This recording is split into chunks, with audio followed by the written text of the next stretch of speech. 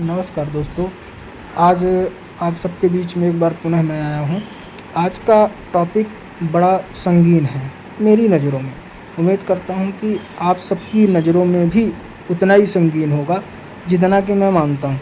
जैसा कि आप लोगों ने टॉपिक में देखा होगा कि जीआरएस एक दुविधा में है कि जीआरएस कहाँ का कर्मचारी है, पंचायत ग्रामीण विकास का कर्मचारी है कि मनरेगा का कर्मचारी है। चलिए इस बात को अपन लोग डिस्कस करते हैं। आप लोग वीडियो में बने रहना, वीडियो पूरी देखना, आप सबको समझ में आ जाएगा। हो सके तो चैनल को सब्सक्राइब करके बेल आइकन दबा लेना ताकि अपनी जो भी वीडियो आए वो आपको मिलती रहे। विषय आज मध्य प्रदेश बस का नहीं है, विषय आज पूरे भारत का है।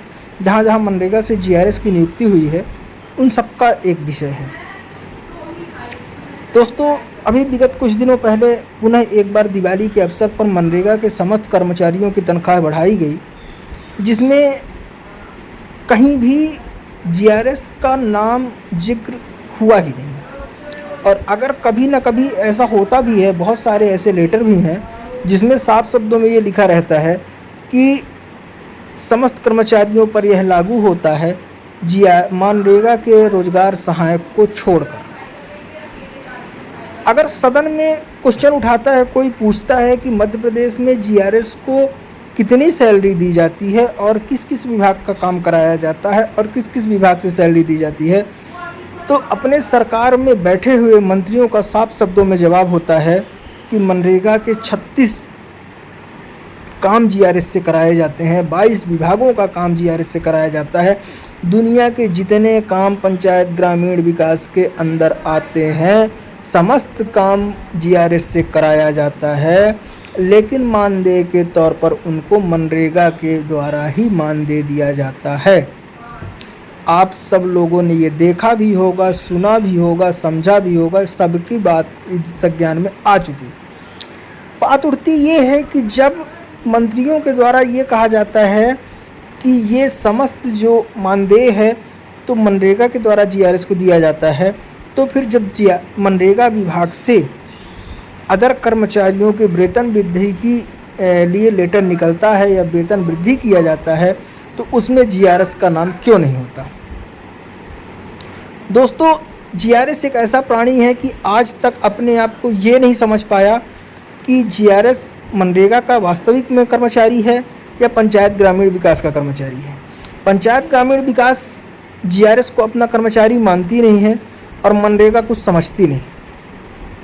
कोई सुविधा, कोई लाभ, टीए, डीए, वेतन वृद्धि जो भी है, अगर आदेश निकलता है तो मनरेगा विभाग का साफ शब्दों में कहना होता है कि यह जीआरएस पर लागू नहीं होता।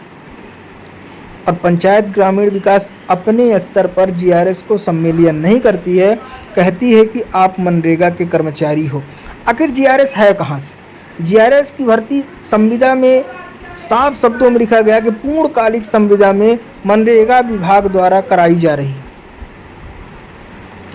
जब जीआरएस पूर्णकालिक संविदा के रूप में भर्ती किया गया, वो भी मनरेगा विभाग से भर्ती किया गया, तो फिर जीआरएस से पंचायत ग्रामीण विकास का कार्य आखिर क्यों लिया जा रहा है? और अगर कार्य लिया जा रहा तो उनको फिर पंचायत ग्रामीण विकास से कहीं से भी 1 रुपये फूटी कौड़ी नहीं दिया जा रहा है। और जब इसकी नियुक्ति हुई और जीआरएस को मनरेगा का कर्मचारी माना गया, तो इसके बाद फिर मनरेगा विभाग से अगर कोई लेटर निकलता है तो उसमें ये क्यों कहा जाता है कि यह लेटर जीआरएस पर लागू नहीं होता? ये गंभीर विषय है, सबको सोचने की विषय है। और मैं उम्मीद करता हूँ मध्य प्रदेश तो मध्य प्रदेश है, पूरे भारत देश में जहाँ जहाँ मनरेगा से रोजगार सहायकों की भर्ती हुई है, कहीं रोजगार सहायक हैं तो कहीं रोजगार सेवक हैं, तो उन सब के साथ यही प्रताड़ना है। और आज तक वो खुद अपने आप को ये नहीं कन्विंस कर पाए कि हम आखिर हैं किस विभाग से। काम करने के लिए मनरेगा का काम करते हैं और काम करने के लिए पंचायत ग्रामीण विकास का भी सारा काम करते हैं, अदर विभागों का भी पूरा काम करते हैं, लेकिन आज तक स्पष्टीकरण नहीं दे पाया कोई कि आखिर जीआरएस किस जगह से है। एक कोई जगह तो बता दो, फिर उस जगह पे जीआरएस अपनी मांग रखे। जब नियमितीकरण की बात आती है, सम्मिलन की बात आती है, कोई सुविधा की बात आती है, लाभ की बात आती है, तो सरकार सीधे हाथ खड़ा कर देती है कि आप पंचायत ग्रामीण विकास से नहीं हैं, आपको ये लाभ नहीं मिलेगा, आप मनरेगा के कर्मचारी हैं। तो जब मनरेगा के कर्मचारी हैं तो मनरेगा विभाग जब सारी सुविधाएं अदर कर्मचारियों को देती है, मनरेगा विभाग उन कर्मचारियों को सारी सुविधाएं दे रही है जिन कर्मचारियों की अगर आज के डेट पर नौकरी बची है, प्रोग्रेस दिखती है, या कि उनका प्रोग्रेस या प्रमोशन हो रहा है, तो ज़मीन स्तर पर जीआरएस काम करके लाता है, तब उनका प्रोग्रेस दिखता है। और आज वही कर्मचारी जो ज़मीन स्तर से छोटे से लेकर बड़ा काम करके लाता है, आज वही कर्मचारी अपने आप से पूछता है कि आखिर मैं ये काम करके लाया तो, लेकिन किस हक से लाया, किस उद्देश्य से लाया? मैं अपने घर का काम यानी अपने विभाग का काम कर रहा हूँ या किसी और का काम कर रहा हूँ? जीआरएस आज तक यही नहीं समझ पाया। काम किसी और का, फल किसी और को, वाहवाही किसी और की, प्रोग्रेस किसी और की, लेकिन जीआरएस को इसका कुछ भी नहीं मिलता। दोस्तों, विषय गंभीर था, दिमाग में बात चल रही थी, इस वजह से मैं सोचा कि अपने भाइयों से भी इस बात का डिस्कस किया जाए कि बात सही है या गलत है। हमको पहले मूलतः अपने जड़ में जाना चाहिए। सरकार से मांगना तो हमारा हक है, हम मांगेंगे ही, उसमें कोई दो राय की बात नहीं है। जिसको भूख लगती है वही मांगता है, जिसको भूख नहीं लगती वो नहीं मांगता है। आज हम जिस राज्य में हैं उस राज्य की सरकार जो भी होती है वो हमारी माई बाप कहलाती है, और अगर हमारी वो माई बाप है तो उससे मांगने का हक हमारा है और हम मांगेंगे। मगर अगर जो आज एक जमीन स्तर का एक्टिव कर्मचारी जो वर्तमान समय में सबसे युवा कर्मचारी है, और वह कर्मचारी को अगर किसी भी प्रकार का दायित्व सौंपा जाता है, वो कर्मचारी सारे दायित्व को सफलतापूर्वक निर्वहन करता है। आज वही कर्मचारी अपने खुद की जानकारी नहीं समेट पा रहा है कि मैं आखिर हूँ कहाँ से।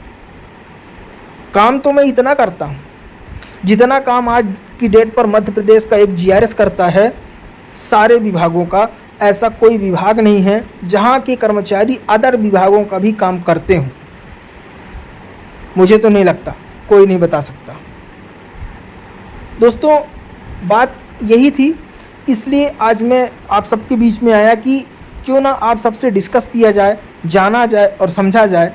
प्रदेश में बैठे कर्मचारी मतलब अपने जो पदाधिकारी हैं उन सबसे यही बोलूँगा कि सबसे पहले अपनी लड़ाई तो लड़ना है, अपने को हड़ताल तो करना है, 100% करना है, लेकिन अपनी मूलतः जितनी कापी पुरानी कापियाँ हैं, जितने अपने आदेश हैं, जितने घुमाने वाले आदेश हैं, वो सभी आदेशों को निकाला जाए, उनको खंगाला जाए, उनको अपने पास रखा जाए और सबूत के साथ लड़ाई लड़ी जाए।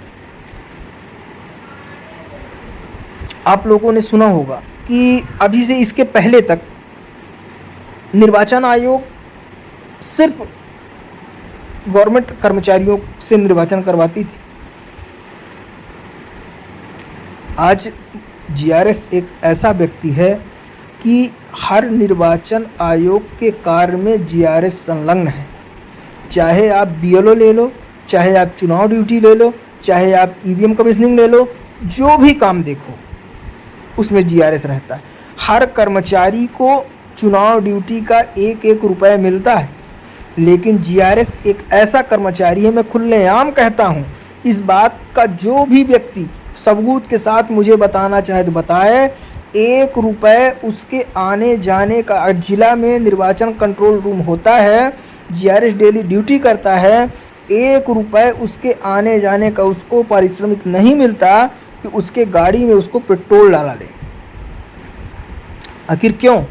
या तो नीचे की गड़बड़ी है, यहाँ के कर्मचारियों द्वारा, बड़े अधिकारियों द्वारा निर्वाचन आयोग को ये नहीं बताया जाता कि इतने कर्मचारियों के बीच में एक ये भी कर्मचारी है जिसके द्वारा 10 दिनों तक कार्य किया गया है। आज तक कोई नहीं मिलेगा जो बता दे कि मैं निर्वाचन में काम किया और मुझे 1 रुपये भी मिला हो। निर्वाचन ड्यूटी हर जीआरएस करता है। तो जब तक हम सब, मेरा कहने का मतलब ये है कि जब तक हम सब अपने मूल रूप को, अपने मूल अस्तित्व को, अपने मूल अधिकार को पहचानेंगे नहीं, जानेंगे नहीं, तब तक अपने को मांगने का, लड़ने का वो तजुर्बा और जज्बा तैयार नहीं हो पाएगा। किसी को बात फालतू लगती ज़रूर होगी, लेकिन बात पूरी समझेंगे, सुनेंगे, जानेंगे तो मुझे उम्मीद है कि समझ में ज़रूर आएगी। इसी के साथ मैं अपनी वाणी को विराम देता हूँ। जय हिंद, जय भारत, जय जीआरएस संघ। बात अच्छी लगे तो कमेंट में ज़रूर बताना है। कुछ अगर नॉलेज की बात है तो आप लोग मुझसे कमेंट के माध्यम से शेयर कर सकते हैं, जिसके माध्यम से मुझे भी जानकारी होगी और आपको भी जानकारी होगी। दोस्तों, अपनी वाणी को विराम देता हूँ। जय हिंद, जय भारत, जय जीआरएस संघ।